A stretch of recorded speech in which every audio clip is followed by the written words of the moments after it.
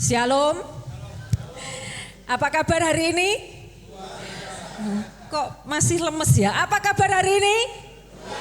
Ya, puji Tuhan. Senang sekali Bapak Ibu, hari ini saya bisa ada di tempat ini. Kami sungguh bersyukur kalau hari ini dengan kekuatan yang sangat terbatas yang saya miliki, saya masih boleh diberi kesempatan, dipercayakan hari ini untuk berbagi firman Tuhan. Untuk sharing tentang kebenaran firman Tuhan. Bapak Ibu, keluarga kami juga bukan keluarga yang sempurna. Ya, bahkan apa yang tadi sudah kita lihat dari drama tersebut itu sudah pernah terjadi dalam kehidupan saya secara pribadi. Dan hari ini kalau saya bisa berdiri di sini, ada satu kekuatan kasih karunia yang Tuhan berikan dalam kehidupan saya secara khusus, secara pribadi, ketika kami mengalami banyak masalah, banyak goncangan dalam keluarga kami. Dan itu yang membuat kasih karunia demi kasih karunia itu Tuhan curahkan atas kehidupan kami. Amin Bapak Ibu. Nah, sebelum saya lanjutkan, saya ingin memperkenalkan diri. Mungkin Bapak Ibu belum kenal dengan saya ya. Kalau enggak kenal katanya enggak sayang. Ya, saya dari Kediri, dari Pare, dari Kediri ya. Nama saya Deborah. Asli dari Pare ya, dari Kediri. Kami dikaruniai satu orang suami, 2 orang anak, 1 menantu, 1 cucu. Amin Bapak Ibu. Nah, ini merupakan satu kebahagiaan buat saya secara pribadi ya. Ketika kami bisa melewati masa-masa sukar, masa yang penuh dengan sebuah ketidakpastian, tetapi hari ini kami bisa melaluinya bersama-sama. Nah, saya rindu lewat Natal pada sore hari ini ya, Natal di keluargaku. Ya, tema ini benar-benar satu tema yang sangat luar biasa dan sangat spesial buat saya. Ya, bisa dikeluarkan ya. Oh ya. Jadi saya merasa bahwa ketika hari Natal itu tiba, itu bukan sekedar rutinitas, bukan sekedar agenda yang harus kita penuhi. Tetapi Natal selalu membawa sebuah pesan, membawa sebuah harapan. Bahkan di dalam Natal kali ini ada sebuah janji. Janji yang diakhiri dengan penggenapan dari janji tersebut. Janji yang Tuhan berikan dalam kehidupan setiap orang yang percaya kepada Tuhan. Bukan sebuah kebetulan kalau hari ini saya ada di sini dan saya menyaksikan drama tadi. Saya seperti direview 13 tahun yang lalu keluarga saya hampir nyaris buyar Bapak Ibu. Tetapi karena ada satu tekad, ada satu kebulatan iman percaya saya kepada Tuhan. Hari ini saya bisa tetap bersama-sama. Saya mengucap syukur Bapak Ibu. Di setiap proses, di setiap momen yang Tuhan izinkan itu terjadi dalam hidup saya percaya itu tidak kebetulan. Dan kalau Bapak Ibu mengalami sebuah proses, jangan sampai menyerah. Jangan sampai menyerah. Masih bersyukur dari drama tadi, Randy tidak punya orang atau tidak punya wanita idaman lain. Saya mengalami masalah yang begitu lebih sulit dari apa yang dilakukan oleh seorang Randy tadi. Suami saya pernah punya wanita lain dalam hidupnya. Itu tidak lain teman satu pelayanan saya, teman baik saya, teman satu gereja. Dan itu yang membuat saya begitu terpukul bagaimana saya harus menyelesaikan masalah yang sangat rumit menurut saya waktu itu. Tetapi karena pertolongan Tuhan, saya diberikan kasih yang luar biasa Bapak Ibu.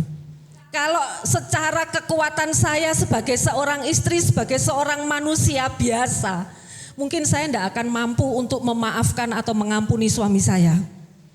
Tetapi karena ada satu kekuatan yang melimpah-limpah itu dan itu datangnya bukan dari diri saya sendiri, tetapi kekuatan itu sendiri datang daripada Tuhan. Saya dimampukan untuk melewati semuanya itu. 13 tahun yang lalu itu Bapak Ibu boleh terjadi dalam kehidupan saya. Dan saya percaya itu bukan sesuatu kebetulan. Kalau suami saya sampai bisa punya wanita idaman lain, itu karena bukan semata-mata kesalahan suami saya. Tetapi Tuhan juga ingin memproses hidup saya. Tuhan ingin membentuk hidup saya melalui peristiwa demi peristiwa yang Tuhan izinkan terjadi atas hidup saya. Dan saya meresponi setiap proses itu dengan positif. Saya tidak mengambil keputusan yang keliru. Saya tidak pernah mengambil keputusan yang itu melanggar ketetapan Tuhan. Seperti kebenaran firman Tuhan, ayat mas kita pada sore hari ini begitu luar biasa. Ketika saya merenungkan Mazmur 128 ayat 1 sampai yang ke-6, next. Nah, di sini dikatakan bahwa nyanyian ziarah ya. Berbahagialah setiap orang yang takut akan Tuhan, yang hidup menurut jalan yang ditunjukkannya. Apabila engkau memakan hasil jerih payah tanganmu, berbahagialah engkau dan baiklah keadaanmu. Istrimu akan menjadi seperti pohon anggur yang subur di dalam rumahmu, dan anak-anakmu seperti tunas pohon zaitun sekeliling mejamu. Sesungguhnya demikianlah akan diberkati orang laki-laki yang takut akan Tuhan. Kiranya Tuhan memberkati engkau dari Sion, supaya engkau melihat kebahagiaan Yerusalem seumur hidupmu, dan melihat anak-anak dari anak-anakmu damai sejahtera atas Israel. Amin Bapak Ibu. Dari ayat yang saya renungkan ini Bapak Ibu, saya mendapatkan satu pesan yang khusus di Natal ini. Next kita lihat apa pesan Natal yang secara khusus Tuhan berikan adalah di dalam Mazmur 128 ayat yang pertama, yaitu takut akan Tuhan. Yang pertama pesan yang saya tangkap adalah di Natal kali ini adalah takut akan Tuhan. Takut akan Tuhan itu seperti apa? Di sini dikatakan bahwa orang yang takut akan Tuhan itu hidupnya itu menurut jalan yang ditunjukkannya. Amin Bapak Ibu. Jadi kalau jalan yang ditunjukkannya itu tidak sesuai dengan harapan kita, tidak cocok dengan apa yang kita angan-angankan, jangan pernah sekali-sekali kita mengambil keputusan yang tidak sesuai dengan jalan Tuhan. Amin Bapak Ibu. Hari-hari ini saya melihat banyak sekali keluarga yang ingin bercerai. Dengan mudahnya sekarang orang sedikit-sedikit mengambil keputusan untuk cerai. Dia tidak memikirkan betapa pentingnya keluarga, betapa pentingnya pernikahan itu di hadapan Tuhan. Bahwa ketika kita menikah, kita bukan hanya menikah secara agama, bukan hanya menikah secara catatan sipil. Tetapi ketika kita menikah dengan suami kita, dengan pasangan hidup kita, di situ ada sebuah janji yang kita ucapkan. Dan ketika janji itu diucapkan Bapak Ibu, Tuhan yang menjadi saksi. Jadi betapa pentingnya pernikahan di hadapan Tuhan. Janji yang kita buat dengan pasangan kita itu tidak bisa dibatalkan oleh apapun atau siapapun selain maut. Jadi kalau hari ini Bapak Ibu ada satu gesekan, ada satu perbedaan, itu sudah pasti. Karena kita menikah bukan dengan orang yang sama, kita menikah dengan orang yang berbeda. Berbeda jenis kelaminnya, berbeda kelakuannya, berbeda latar belakangnya, semuanya berbeda. Kalau kita menuntut pasangan kita seperti kita, itu tidak akan pernah terjadi Bapak Ibu. Justru hari ini saya mengatakan bahwa pasangan yang Tuhan berikan dalam hidup kita itu adalah pasangan yang paling pas, paling cocok, paling sempurna. Amin Bapak Ibu. Katakan sama pasanganmu yang bawa pasangan, engkau adalah pasangan yang pas. Sudah pas itu Bapak Ibu. Kalaupun Bapak Ibu hari ini pengen menggantikan dengan orang lain, pengen menggantikan dengan yang lebih baik lagi menurut pandangan dunia, itu pun gak akan pernah cocok Bapak Ibu. Dan itu sudah pernah terjadi dan dilakukan oleh suami saya. Sampai suatu titik suami saya mengatakan bahwa orang selingkuh itu enaknya cuma sebentar. Tapi babak belurnya itu sampai berkepanjangan. Ada konsekuensi yang harus dia terima. Walaupun saya sudah mengampuni, walaupun saya sudah menerima hidupnya apa adanya. Tetapi konsekuensi itu sampai hari ini akan terus berlanjut dan terus terjadi sampai hari ini Bapak Ibu. Kalau dulu suami saya masih punya segalanya, orang berpendapat bahwa ya mesti dipertahankan karo budep Pak Jangsen. Sebab Pak Jangsen punya segalanya. Tetapi hari ini Bapak Ibu ketika saya berdiri di tempat ini, saya sedang hidup dengan suami yang gagal. Saya sedang hidup dengan suami yang gagal total. Suami saya mengalami kebangkrutan, mengalami kepailitan, sehingga sampai hari ini rumah tidak punya, apa-apa tidak punya Bapak Ibu. Bagaimana saya harus mempertahankan pernikahan saya? Banyak orang yang bilang, ya wes, lek ndak duwe apa-apa dijolne ae, ditukar tombokne ae. Kok jangankan ditukar tombokne, yang nomboki lo ndak mau Bapak Ibu. Tukar los-losan aja ndak ada yang mau, apalagi harus tombok ya, nambahi. Ndak akan mungkin mau. Tapi saya tetap mempertahankan pernikahan saya sampai hari ini Bapak Ibu. Bahkan kami pernah ada Pak Suyono ya, mentor kami dalam pernikahan, dia mengatakan bahwa coba tanya pasanganmu, bahagianya pasanganmu itu dalam hal apa? Coba ditanya, saya bilang, Pak Suyono mengatakan seperti itu.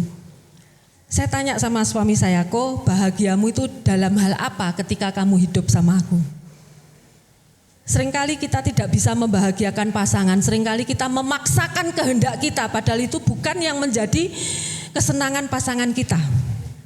Suami saya waktu itu mengatakan begini, bahagiaku itu kalau kamu sehat. Terus saya ganti ditanya, bahagiamu dalam hal apa? Saya mengatakan kepada suami saya, bahagiaku ini ketika aku bisa bersama-sama dengan kamu. Waktu itu suami saya, bersama-sama, aku loh sekarang enggak punya apa-apa, apa bisa kamu bahagia? Tapi enggak tahu Bapak Ibu ya, rasa cinta saya kepada suami saya itu tidak pernah bisa tergantikan oleh apapun sampai detik ini. Sekalipun dia bangkrut, sekalipun dia enggak punya apa-apa sampai hari ini Bapak Ibu. Asal saya bisa bersama-sama dengan dia, itu ada satu kebahagiaan dalam hidup saya. Saya enggak tahu hari ini bagaimana pernikahan Bapak Ibu. Apakah di sini ada Randy yang seperti tadi? Yang suka goblok nih istri, goblok nih anak seperti tadi. Itu kalau bahasa kasar saya, pria yang seperti itu pria kampret itu Bapak Ibu. Dia ngomong istrinya katanya goblok. Loh sebenarnya yang goblok siapa? Ya yang goblok Randy. Sudah tahu istri goblok dia nikahi Bapak Ibu. Akhirnya apa? Ya melahirkan anak-anak yang goblok tadi itu, wong setiap hari tidur sama wanita goblok. Jadi jangan sekali-sekali tidak menghargai istri atau tidak menghormati istri. Halo para suami, ada di sini yang seperti Randy? Enggak ada, pasti enggak ada yang ngaku. Nah yang berikutnya pesannya adalah harus takut akan Tuhan. Ada satu harapan pada Natal kali ini Bapak Ibu. Di Mazmur ini yang menjadi harapan Tuhan yang sesungguhnya adalah ketika istrimu itu seperti menjadi pohon anggur yang subur di dalam rumahmu, anak-anakmu seperti tunas pohon zaitun sekeliling mejamu. Istrimu akan menjadi seperti pohon anggur yang tumbuh dengan subur di tengah-tengah keluargamu. Apabila ada seorang suami yang takut akan Tuhan. Para suami jangan keburu goblok-goblok nih istri. Karena istri itu adalah cerminan dari suami. Lek istri nih goblok berarti suaminya juga apa Bapak Ibu, kurang banter di sini. Coba dijawil ya suaminya, ojo etok-etok gak krungu ya. Jangan pura-pura enggak dengar ya. Jadi jangan berharap istrimu bisa menjadi pohon anggur yang subur di tengah keluargamu. Kalau seorang suami tidak pernah takut akan Tuhan. Dari drama tadi kita melihat Randy tidak pernah berdoa. Dia selalu memperlakukan istrinya dengan kasar, tidak menghormati istri. Bapak Ibu, waktu suami saya punya wanita idaman lain, Bapak Ibu, pekerjaan yang dia lakukan habis. Berkat tidak pernah bisa tertampung dengan baik, karena dia tidak pernah bisa menghargai dan menghormati saya. Kebenaran firman Tuhan ini ada di dalam 1 Petrus 3 ayat yang ke-17.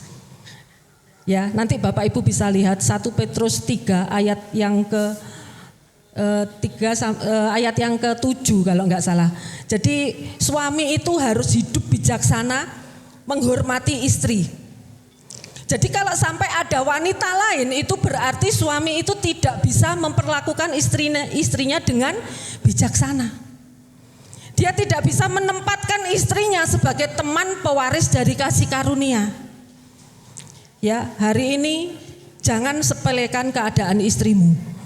Walaupun goblok, diajak ngomong gak nyambung, diajak ngomong apa arahnya kemana, tapi dia menentukan. Garansi kesuksesan seorang pria itu terletak bagaimana dia memperlakukan istrinya, Bapak Ibu. Jadi kalau pengen hari ini istrimu seperti pohon anggur yang subur di tengah-tengah keluargamu, para suami harus dengan bijaksana memperlakukan istrinya. Harus bisa memahami. Kalau bisa menerima kelebihannya, bapak-bapak juga harus bisa menerima kekurangan istri. Istrimu itu bukan orang yang sempurna. Kalau istrimu sempurna, mungkin hari ini juga enggak mau nikah sama Anda. Amin. Ya. Jadi kita harus menyadari bahwa tidak ada orang yang sempurna hari ini. Jadi dikatakan bahwa di 1 Petrus 3 ayat yang ke-7, demikian juga kamu, hai suami-suami, hiduplah bijaksana dengan istrimu sebagai kaum yang lebih lemah. Hormatilah mereka sebagai teman pewaris dari kasih karunia, yaitu kehidupan, supaya doamu jangan terhalang. Berapa banyak para suami berdoa sudah puluhan tahun, doanya tidak pernah terjawab. Jangan-jangan bapak-bapak salah cara memperlakukan istri, salah cara menempatkan istri, sehingga apapun yang kau kerjakan kau nggak pernah akan berhasil. Karena garansi kesuksesan seorang pria itu ada di ayat ini, Bapak Ibu. Next, kita mau melihat ya, harapan Tuhan itu sepertinya istri itu harus seperti pohon anggur, istri yang bisa melakukan peran dan fungsinya di dalam rumah tangga. Tetapi karena suami tidak pernah bisa menghargai, tidak bisa menghormati, akhirnya ya itu tadi, wes cerai aja. Jadi hari ini pastikan di Natal ini pesan ini sangat tajam buat setiap kita. Karena Tuhan begitu merindukan di Natal dan tahun baru mendatang ini ada harapan. Yang menjadi harapan Tuhan adalah anak-anak yang seperti tunas pohon zaitun di sekeliling mejamu. Anak-anak tidak tercerai-berai. Anak-anak bisa hormat dengan orang tua. Anak-anak bisa mengasihi orang tua. Anak-anak bisa peduli dengan orang lain. Karena ada seorang papa yang takut akan Tuhan. Amin, bapak-bapak. Siapa di sini yang rindu keluarganya dipulihkan oleh Tuhan? Yang enggak angkat tangan kayaknya enggak pengen pulih ya. Ya, jadi yang kedua adalah yang menjadi harapan Tuhan adalah istri bisa berfungsi dengan baik, anak-anak bisa bertumbuh menjadi anak-anak ilahi, anak yang takut akan Tuhan. Yang berikutnya, apa yang dijanjikan oleh Tuhan? Apabila engkau memakan hasil jerih payah tanganmu, berbahagialah engkau dan baiklah keadaanmu. Bapak-bapak, kalau hari ini dengan bekerja, dengan berjerih lelah, itu tidak membuat keadaanmu menjadi baik, tolong dievaluasi lagi. Jangan-jangan apa yang kau lakukan itu tidak sesuai dengan ketetapan dan ketentuan yang Tuhan berikan. Engkau menjalankan bisnismu tetapi tidak sesuai dengan jalan yang ditunjukkan oleh Tuhan. Engkau melakukan segala sesuatu, engkau kompromi dengan dunia. Banyak orang hari-hari ini melakukan kompromi, melakukan pelanggaran demi pelanggaran. Membuat nota fiktif. yang berdagang sembako suka mencuri timbangan. Karena kompromi dilakukan karena apa? Dia selalu melihat bahwa dosa menjadi tidak berdosa karena banyak orang melakukan. Gak popo gula ditimbang gak enek 1 kilo gak popo, padahal harga yang dijual itu barang 1 kilo. Timbangannya dikurangi. Gak popo wes umum, kayak gitu itu sudah umum. Kompromi. Yang kedua, dosa menjadi tidak berdosa karena apa? Punya alasan untuk melakukannya. Saya punya seorang teman Bapak Ibu, dia selalu ngerti ngentit ya. Selalu mengambil uang suami tanpa izin.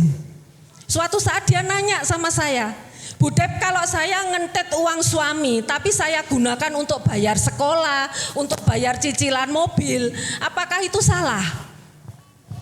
Saya katakan dosa itu tidak ada dosa besar, tidak ada dosa kecil. Kalau kamu ngambil uang suami tanpa izin itu berarti sekecil apapun yang kamu ambil itu juga berdosa. Nah ini seringkali yang dibuat alasan, aku toh ngambil uang suami itu lo tak buat untuk kebaikan. Bohong dikit-dikit gak apa-apa, bohong putih itu gak apa-apa. Bapak Ibu waspadai ya. Hari-hari ini jangan sampai terjebak dengan yang namanya dosa putih. Ora enek Bapak Ibu dosa putih. Yang namanya dosa ya tetap dosa. Dan setiap dosa itu ada akibatnya, ada konsekuensinya dari setiap dosa yang kita lakukan. Nah, janji Tuhan adalah ketika kita bisa hidup sesuai dengan ketetapan Tuhan, kita bisa memakan hasil jerih payah tangan kita dan membuat keadaan kita menjadi baik. Banyak orang yang bekerja pagi jadi siang, siang jadi malam, malam jadi pagi lagi. Kalau di Pare sana bahasanya sikil digawe ndas, ndas digawe sikil, tapi gak tahu ngelumpuk. Yang diterima uang Jerman, bar dijejer terus gak keduman. Wes pinter ya. Ya itu bar dijejer gak keduman, yang diterima itu uang Jerman. Karena apa? Cara mendapatkannya itu tidak sesuai dengan jalannya Tuhan. Ya. Jadi jangan sampai mau bikin nota fiktif pulang dari tempat ini. Saya pernah menolak sebuah transaksi, 1 lembar nota yang saya buat itu bisa menguntungkan saya 3.500.000. Bapak Ibu. Tetapi karena saya mengerti kebenaran firman Tuhan, saya tolak. Maaf, saya enggak bisa. Kok sekarang jadi enggak bisa toh? Dulu itu kok Hendri itu bisa bikin nota seperti itu. Pak, mohon maaf ya, saya enggak sedang sok rohani. Tapi saya belajar untuk menghidupi kebenaran firman Tuhan. 3,5 juta Bapak Ibu hilang. Ya sudah, lek kamu enggak bisa bikin nota fiktif untuk menaikkan harga dolarmu, ya sudah aku enggak jadi transaksi. Silahkan. Bayar harga. Setiap keputusan itu ada resikonya. Kita harus mau bayar harga kehilangan transaksi dengan keuntungan 3.500.000. Loh, cuma nulis nota 1 lembar kehilangan 3.500.000 itu berat Bapak Ibu. Golek duit soalnya angel. Tapi saya bayar harga, saya ngomong sama suami saya, kok sorry ya, aku hari ini nolak transaksi. Loh kenapa? Aku disuruh bikin nota fiktif, aku sudah enggak mau lagi. Karena dengan membuat nota fiktif seperti ini Bapak Ibu, sepanjang hari, sepanjang tahun, sepanjang seterusnya dalam pekerjaan saya dibawa terus ke arah situ. Dengan iming-iming sebuah keuntungan. Padahal itu tidak sesuai dengan firman Tuhan. Ya, jadi yang berikutnya penggenapan janji Tuhan itu di dalam Mazmur 128 ayat 5. Kiranya Tuhan memberkati engkau dari Sion, supaya engkau melihat kebahagiaan Yerusalem seumur hidupmu, dan melihat anak-anak dari anak-anakmu damai sejahtera atas Israel. Kita bisa berbahagia Bapak Ibu. Janji Tuhan itu akan digenapi ketika kita benar-benar bisa melakukan firman Tuhan. Di mana prakteknya firman Tuhan?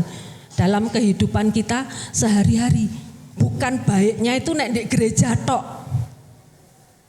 Berapa banyak di antara kita nek di gereja koyok malaikat. Kalau di rumah ya koyok Randy tadi itu. Ngamuk-ngamuk, enggak menghargai, enggak menghormati istrinya. Berapa banyak di antara kita tidak bisa menerima janji Tuhan? Karena kita tidak pernah bisa tahan dengan setiap ujian, proses yang Tuhan kerjakan atas hidup kita. Hari ini saya ingin berbagi dengan Bapak Ibu. Saya tidak sedang menggurui atau mengkhotbahi bapak-bapak atau ibu-ibu. Tapi hari ini saya ingin sharingkan, saya ingin bagikan. Kenapa sebagai orang percaya, sebagai orang Kristen, kita ini tidak pernah bisa menerima janji Tuhan. Jarene nek janji Tuhan dibukti nih. Sudah bertahun-tahun, sudah sekian lama melayani. Hari ini Bapak Ibu, hidup saya menjadi banyak sorotan orang. Hidup saya banyak dihakimi banyak orang. Pelayanan opo sing mbok kerja nih? Semua yang kamu lakukan hari ini tidak membuat hidupmu menjadi baik, tambah bangkrut. Sekarang yang menjadi pertanyaan, akankah seorang saya ini secara pribadi yang penuh kelemahan dan tidak ada apa-apanya ini, hari ini akankah saya masih bisa bertahan untuk tetap mencintai Tuhan? Ada sebuah telepon yang begitu mengejutkan saya. Saya pernah ditelepon oleh seseorang mengatakan, Bu Dep, tak peringatkan kamu ya. Kamu gak usah khotbah lagi. Kamu gak usah ambil pelayanan lagi. Karena dengan pelayanan yang kamu lakukan hari ini, itu membuat orang itu bisa ragu-ragu terhadap Tuhan. Karena semakin kamu masuk ke dalam pelayanan, bukan membuat hidupmu menjadi sukses, tambah berantakan, tambah bangkrut, tambah tidak punya apa-apa. Bapak Ibu, secara manusia saya ingin menyerahkan semuanya. Padahal waktu itu jadwal pelayanan saya sudah separuh dari layar HP saya ini, Bapak Ibu. Saya ingin cancel semua pelayanan itu. Tetapi Tuhan mengatakan di hati kecil saya, lo arep cancel pelayanan apa gak doa dulu? Sudah mau saya teleponi satu-satu, maaf saya tidak bisa.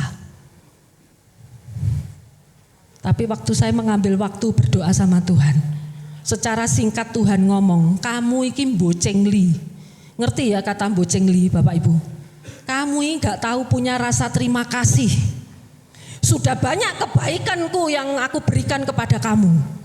Tapi giliran sekarang kamu membagikan kemuliaanku atas hidupmu, kamu gak mampu.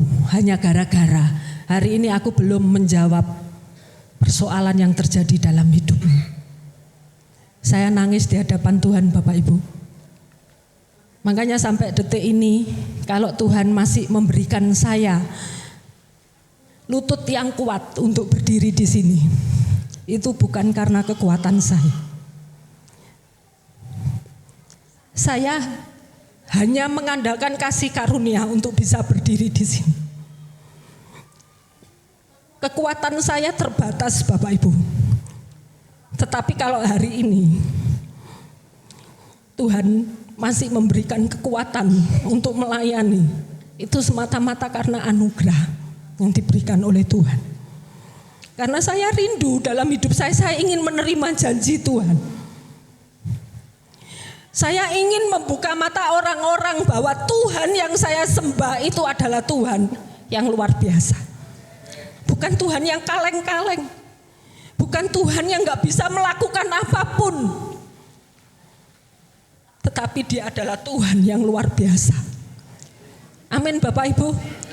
Saya akan membagikan 3 ujian untuk bisa menerima janji Tuhan. Yang pertama adalah ujian ketaatan. Kalau kita mau belajar dari kehidupan seorang Maria Bapak Ibu, di dalam Lukas 1 ayat 38, kata Maria, sesungguhnya aku ini adalah hamba Tuhan, jadilah padaku menurut perkataanmu itu.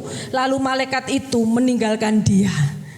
Ujian ketaatan, Bapak Ibu bisa membayangkan atau tidak, kalau seorang perawan tiba-tiba mendapat mandat, mendapat tugas, kamu akan mengandung Roh Kudus karena Roh Kudus, bukan karena persetubuhan. Terus Maria tiba-tiba mengandung.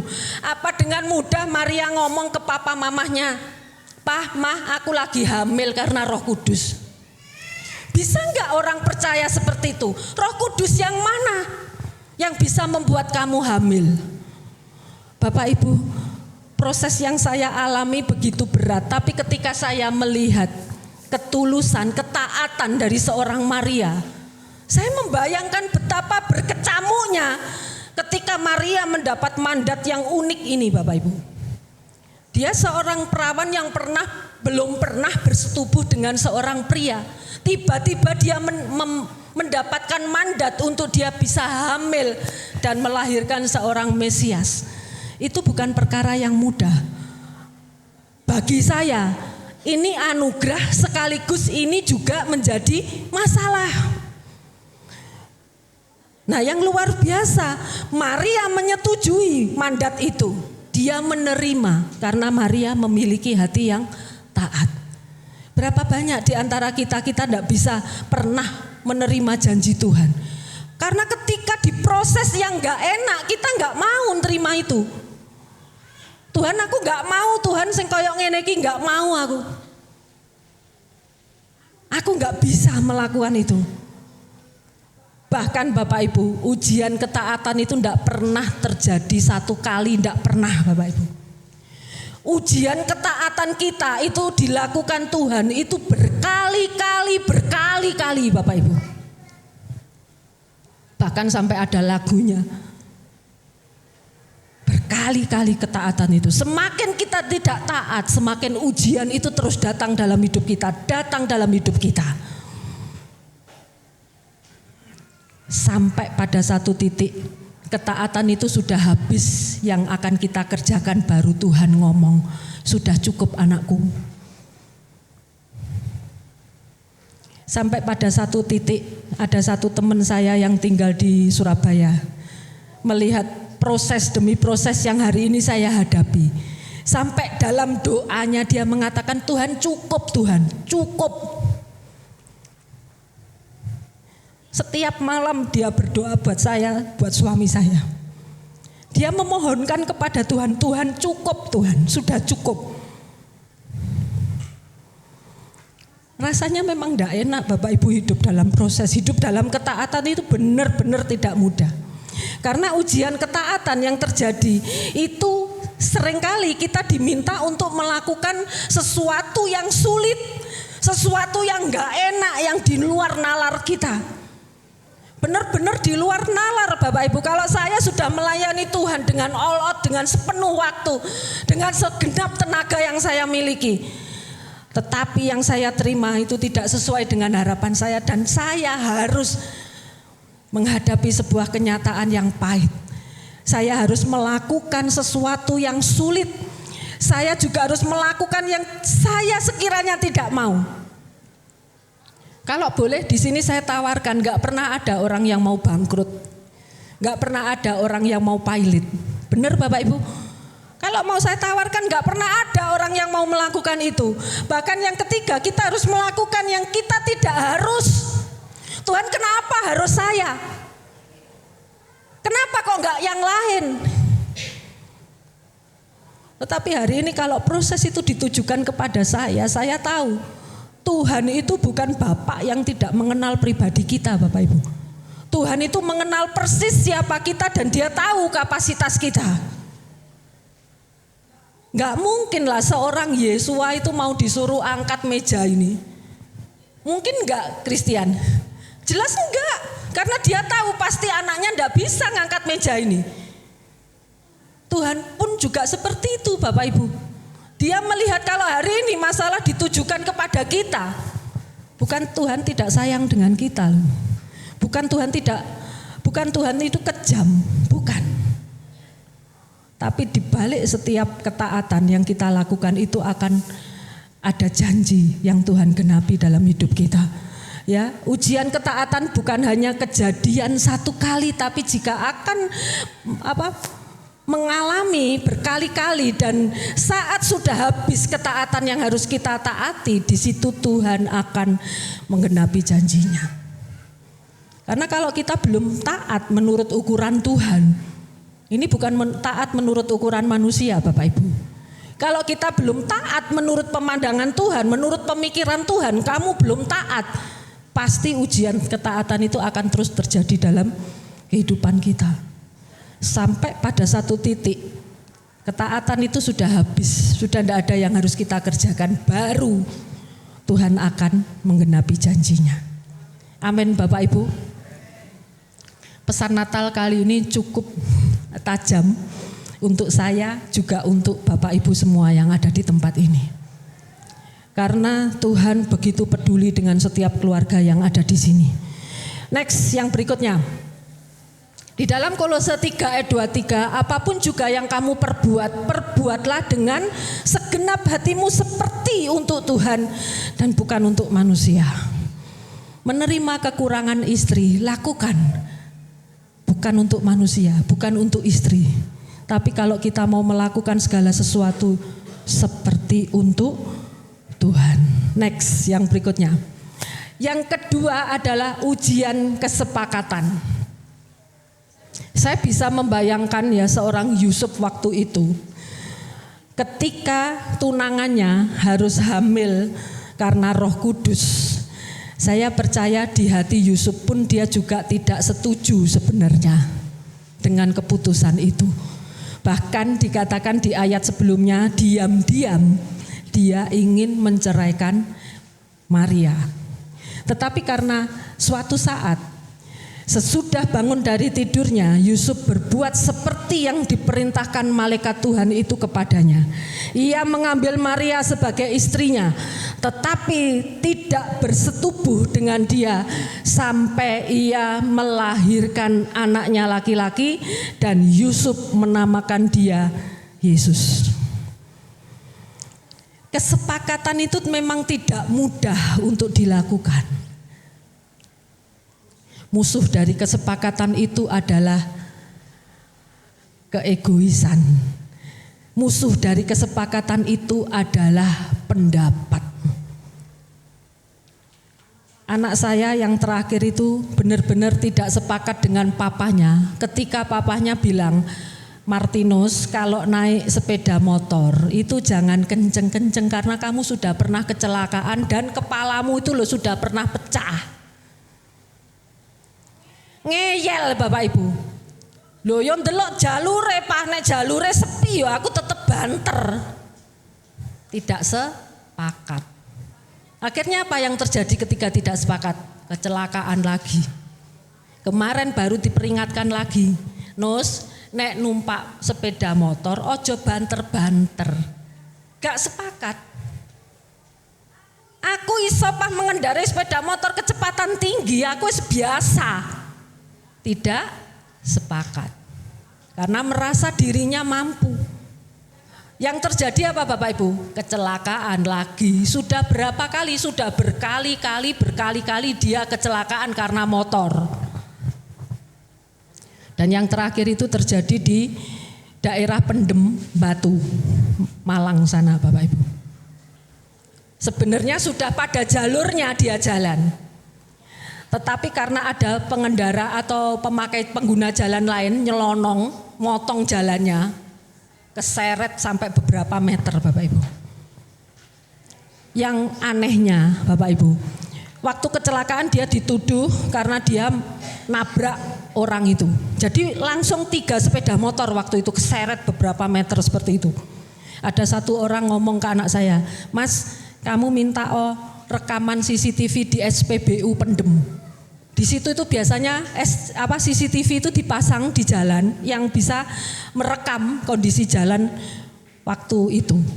Anak saya datang ke SPBU dikasih rekaman CCTV. Nah, rekaman itu ditunjukkan ke pegawai saya. Mas, iki loh rekaman CCTV, aku iki gak salah loh sebenarnya. Dia membela diri karena gak sepakat dengan papanya. Iki kok aku mesti disalah nih sama papa. Iki loh rekamannya. Nah, waktu itu dia sendirian Bapak Ibu. Dia sendirian naik motor, pakai jaket putih, pakai tas hitam, tas ransel warna hitam. Nah, rekaman di CCTV itu waktu dilihat sama pegawai saya, loh Nus, waktu kecelakaan ini kamu boncengan toh? Boncengan sama siapa kamu ini? Loh, aku sendirian, aku itu bawa ransel hitam. Loh, enggak, ini kamu boncengan sama seseorang. Yang dilihat itu Bapak Ibu ya, rekaman itu jalan di post, terus di zoom dibesarkan. Saya sampai nangis lihat rekaman itu Bapak Ibu. Ternyata yang dibonceng itu Tuhan Yesus Bapak Ibu. Saya besarkan begini, rambutnya, jubahnya. Makanya kecelakaan beberapa meter dia diseret motor sejauh itu Bapak Ibu. Luka sedikit pun tidak ada di tubuhnya. Bahkan helm itu cuma keberet sedikit di kaca depan. Saya bilang ke anak saya, Nus sing mbok bonceng iki Tuhan Yesus loh. Mosok mah Tuhan itu sayang sama kamu. Anak saya persis seperti drama tadi. Kepahitan dengan orang Kristen Bapak Ibu. Ketika papahnya bangkrut, dia melihat percuma jadi wong Kristen. Ternyata waktu papaku bangkrut, teman-temannya papa lo mana sekarang? Dulu waktu masih punya uang, pagi sudah datang bro celuk-celuk. Sekarang papa ndak punya uang, mana satu pun ndak ada mah yang kesini. Kepahitan Bapak Ibu. Percumanya gereja. Aku paling nek lihat orang Kristen. Giliran papa bangkrut tidak punya apa-apa, satu pun temannya hilang, tidak ada satu pun yang mendekat. Ekspresi anak saya marah Bapak Ibu, waktu lihat papahnya bangkrut, karena dia minta kuliah di UC di Surabaya. Saya tidak mampu menguliahkan anak saya, gak punya uang Nus kalau sebanyak itu. Pendaftaran 51 juta itu uang dari mana? Baru di titik ini loh Bapak Ibu, saya jadi orang tua, saya tidak bisa menyekolahkan anak. Marah ekspresinya. Hingga kecelakaan yang kemarin, Tuhan itu bekerja dengan caranya untuk mendatangkan kebaikan buat anak saya Tinus itu. Dia sejak saat itu, dia bilang ke papanya, "Pah, aku tak ngaku ya Pak." Dia nangis meluk papanya. Perjumpaan dengan Tuhan itu bisa membawa pemulihan Bapak Ibu. Aku tak ngaku Pak ya, tapi Papa janji ojo marah mbak aku.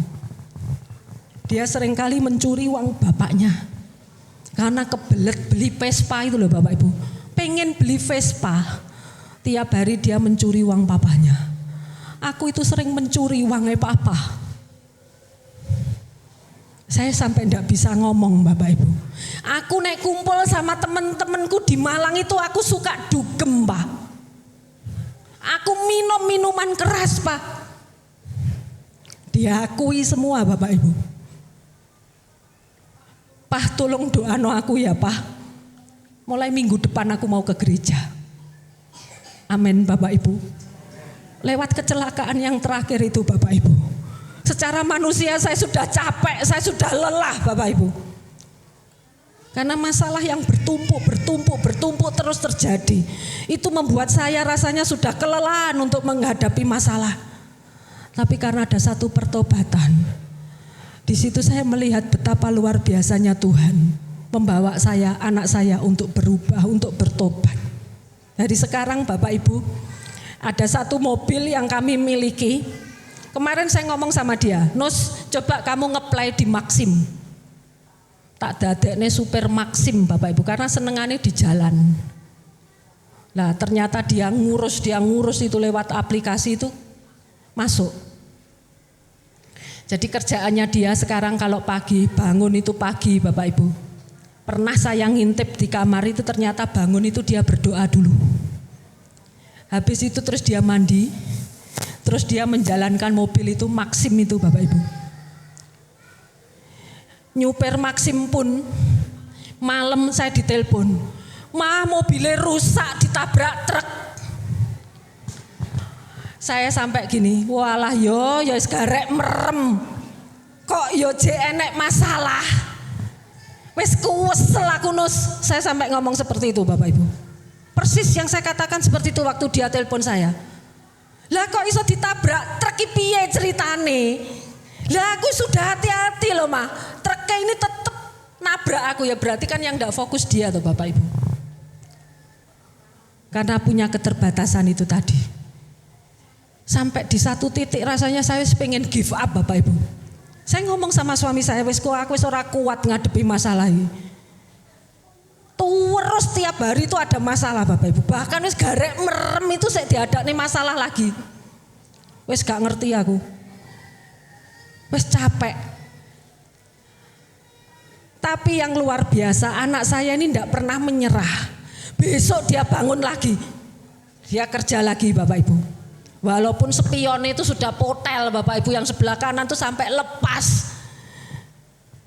Wes dia ngomong, aku loh wes ngerjakne Maxim ini mah lagi ngumpul uangnya 250.000. Sekarang spionnya patah.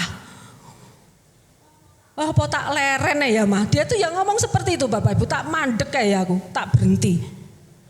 Jangan pernah menyerah Nus, terus harus semangat. Kemarin dia narik Maxim itu Bapak Ibu dapat 240.000. Suwenenge luar biasa Bapak Ibu. Ditabung. Jadi pertobatan itu bukan secara instan. Orang tua sudah seringkali memperingatkan buat anak-anak, tetapi karena dilanggar tidak pernah terjadi kesepakatan.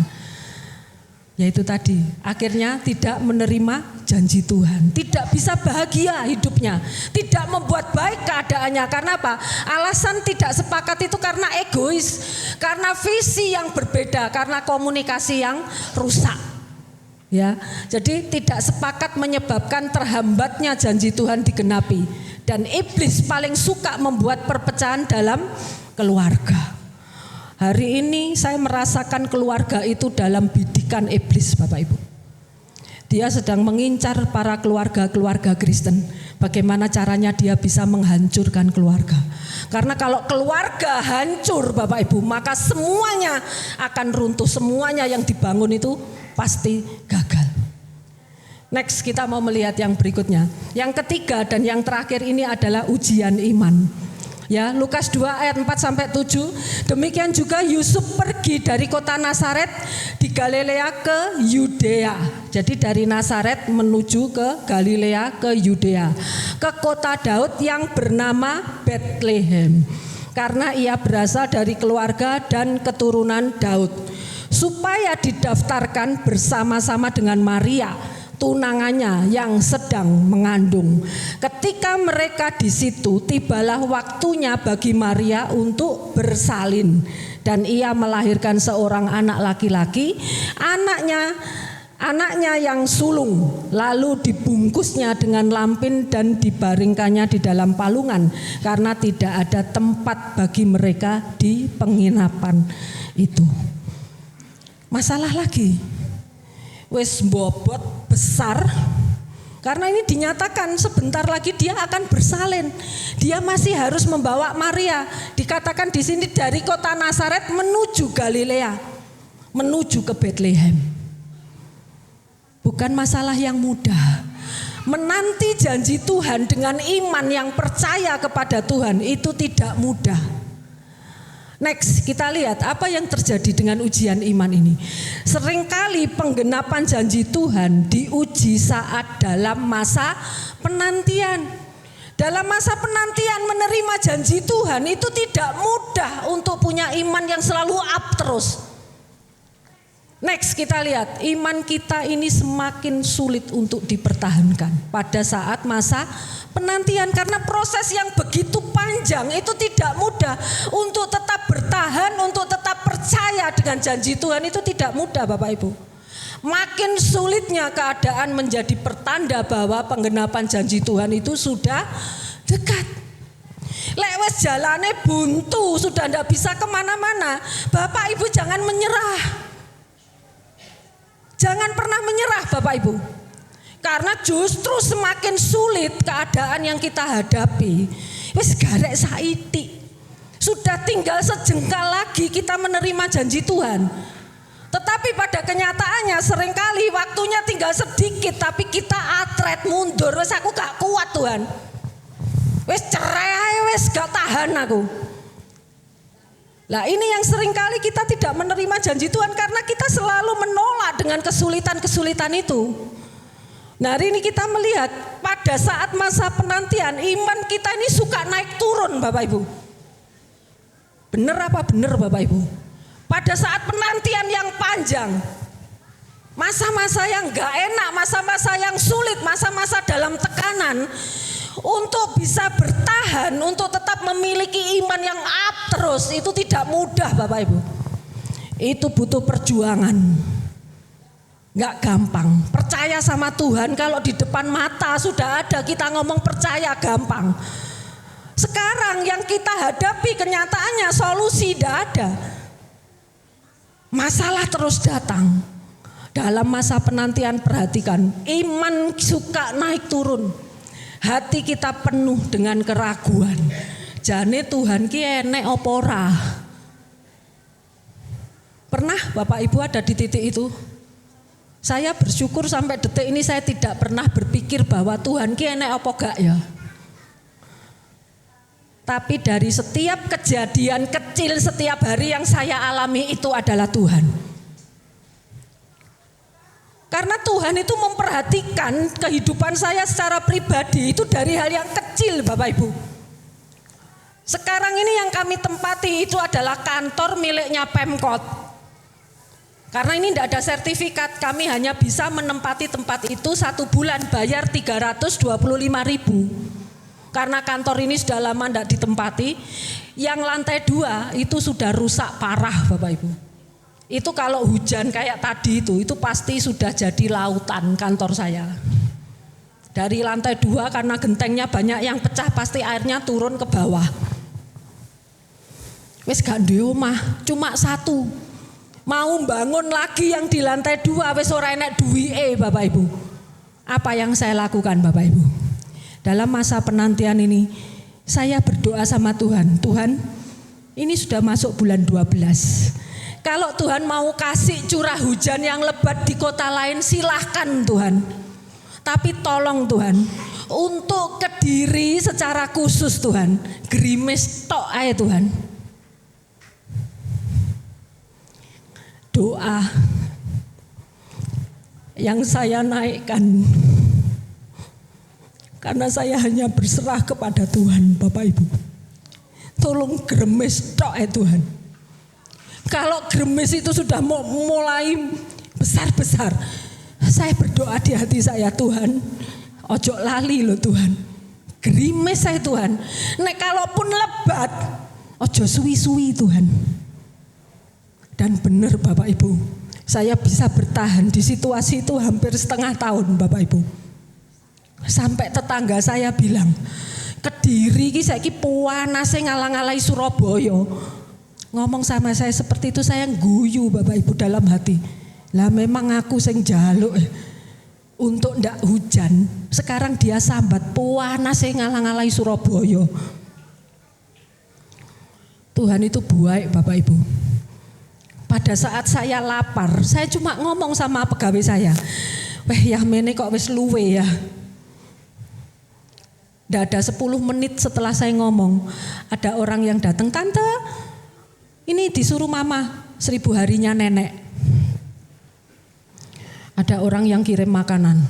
Kalau saya ngomong dengan orang yang tidak seiman, ya ngono iku meneri budep, kebetulan. Tapi saya percaya itu Tuhan.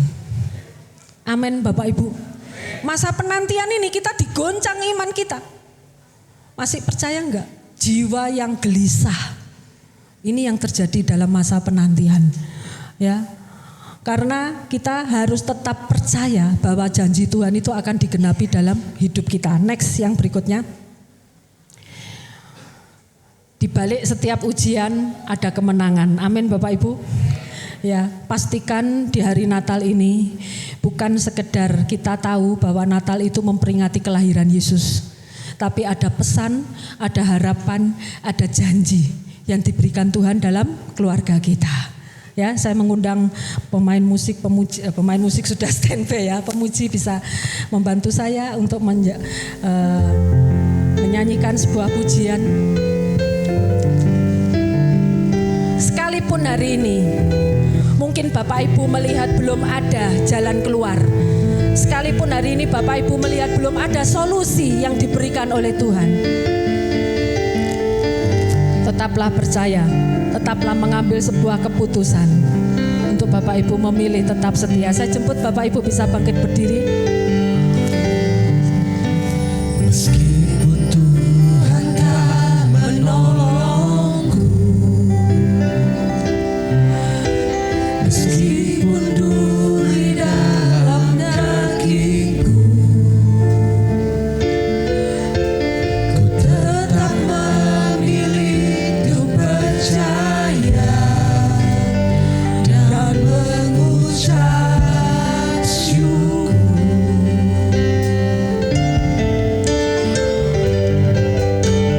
Meskipun doaku tak terjawab, meskipun hatiku habis lega, ku tetap memilih untuk percaya dan mengucap syukur.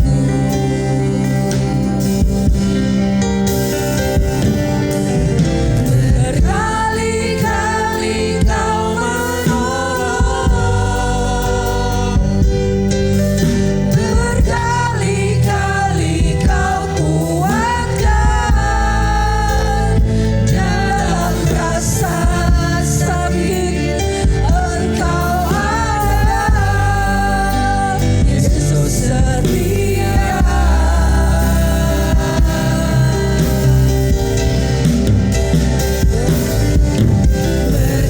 Berkali-kali kau menolong, berkali-kali kau kuatkan, dalam lembah kelam Engkau ada, Yesus setia. Bapak Ibu nyanyikan lagu ini seperempat suara sambil Bapak Ibu tutup mata. Arahkan hatimu kepada Tuhan.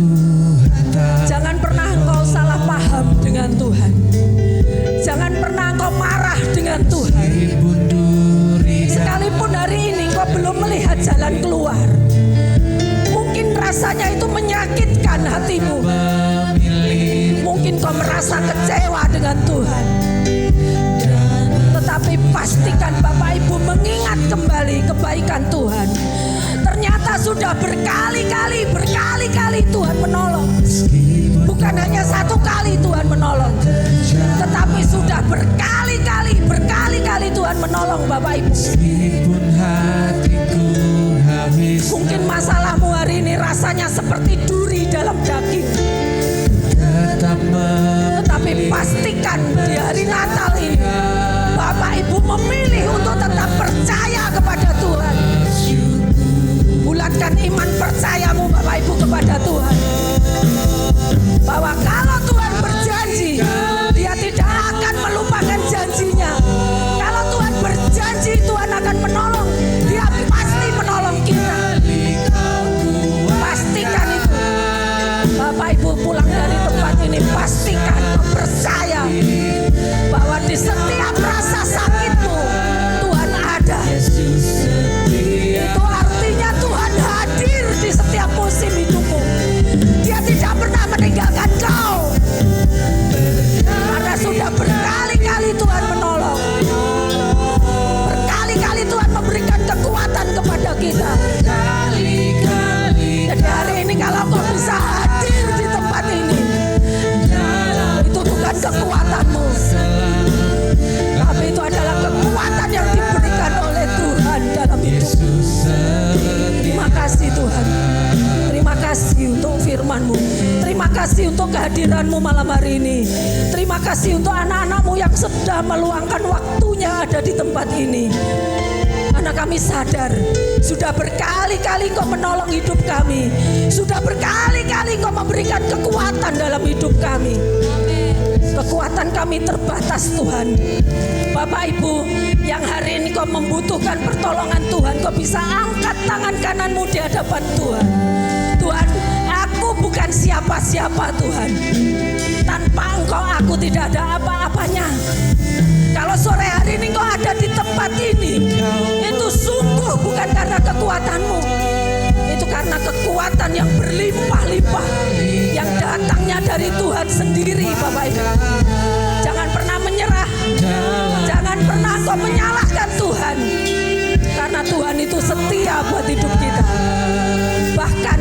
engkau merasakan sakit, engkau merasakan semuanya tidak adil menurutmu, Tuhan pun ikut merasakan apa yang kau merasakan.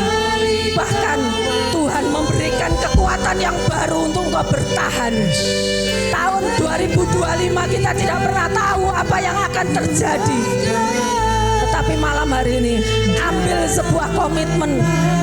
Aku mau tetap percaya kepadamu Tuhan. Apapun yang terjadi, ditolong dan ditolong oleh Tuhan. Pastikan engkau tetap setia, engkau tetap percaya kepada janji Tuhan. Karena janji Tuhan adalah ya dan amin.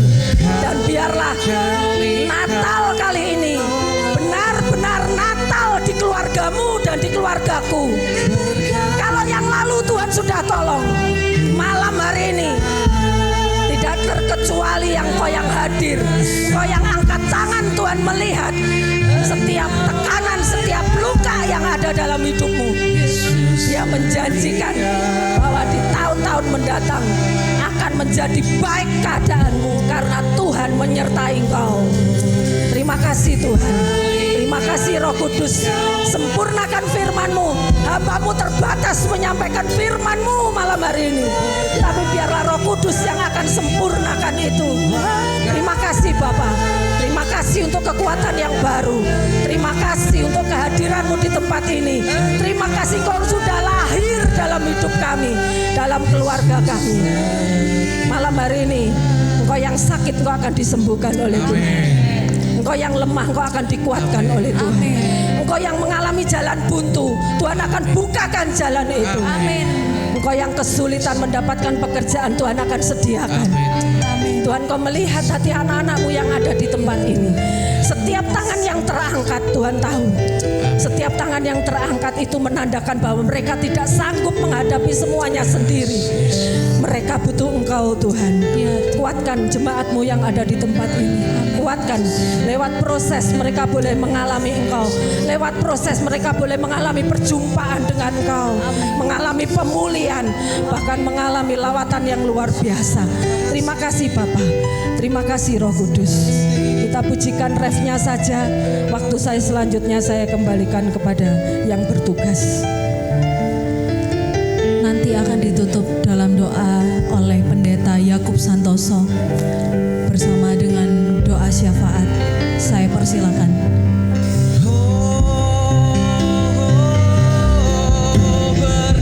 Berkali-kali Kau menolong, berkali-kali Kau kuatkan dalam rasa sakit. Engkau ada, Yesus setia.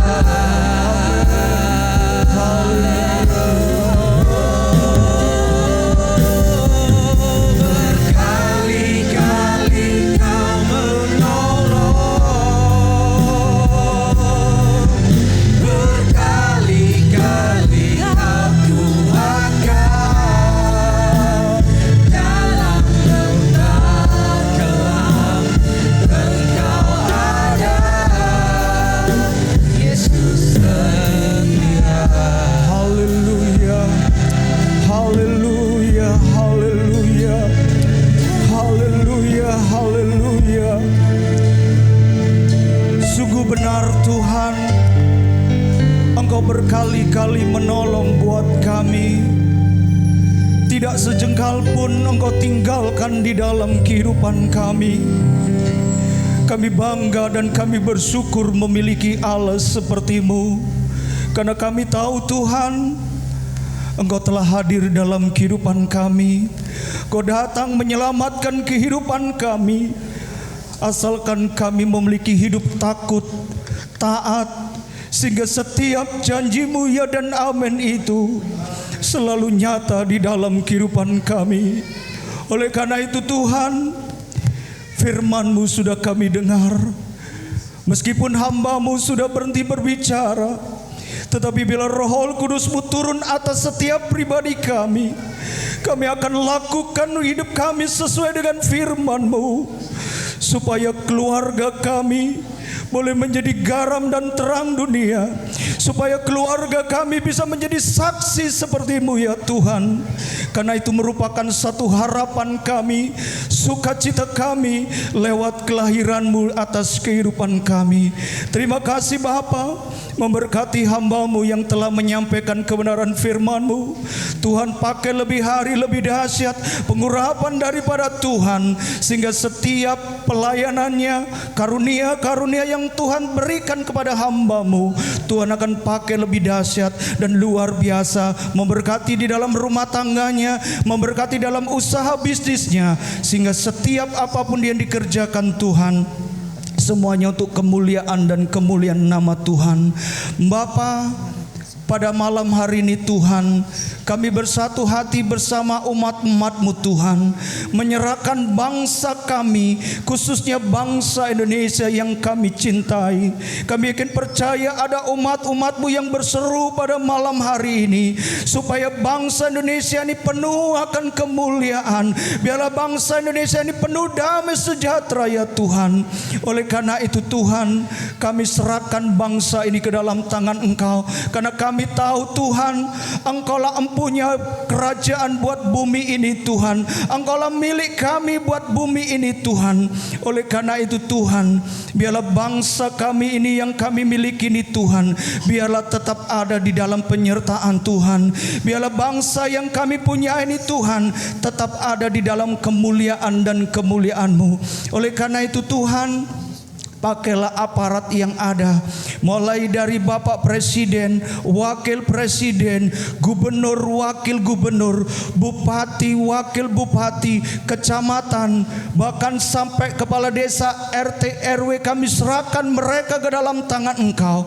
Biarlah roda pemerintahan yang dipercayakan oleh aparat-aparat yang saat ini duduk Tuhan, ajarkan mereka untuk lakukan hidup taat kepadamu, melakukan pemerintahan dengan hidup takut kepadamu Tuhan, terlebih hidup jujur di hadapan-Mu Tuhan, sehingga setiap roda pemerintahan yang dipercayakan Tuhan, mereka akan lakukan dengan penuh hati sukacita, mereka lakukan dengan hati damai sejahtera, terlebih-terlebih ya Tuhan, supaya mereka melakukan sesuai dengan kehendak dan kemuliaan-Mu saja. Terima kasih Tuhan. Secara khusus kami berdoa buat Kecamatan Balung Tuhan. Kami rindu Tuhan, Kecamatan Balung penuh kemuliaan. Di tempat ini ada gereja-Mu, tempat di mana Engkau berdaulat. Kami rindu pekerjaan-Mu khususnya di Balung semakin diberkati, semakin penuh jiwa-jiwa dapat dimenangkan ya Tuhan. Oleh karena itu Tuhan, pakailah seluruh gembala yang ada, seluruh jemaat yang ada, satukan hati, memiliki kesepakatan Tuhan, sehingga banyak tuaian-tuaian akan terjadi, sehingga banyak jiwa-jiwa dapat dimenangkan, dan semuanya untuk kemuliaan dan kemuliaan nama Tuhan. Kami yakin percaya Tuhan, Engkau sudah berdaulat khususnya buat Kecamatan Balung, dan semuanya untuk hormat dan kemuliaan nama Tuhan. Terima kasih Bapa. Kami yakin percaya apa yang kami naikkan, apa yang kami doakan Tuhan sudah dengar. Kami akan terima berkat-Mu dengan ucapan syukur, dan setiap doa kami Engkau sudah mendengarnya di dalam satu nama, yaitu Tuhan Yesus Kristus, yang sepakat bersama-sama katakan amin. Amin.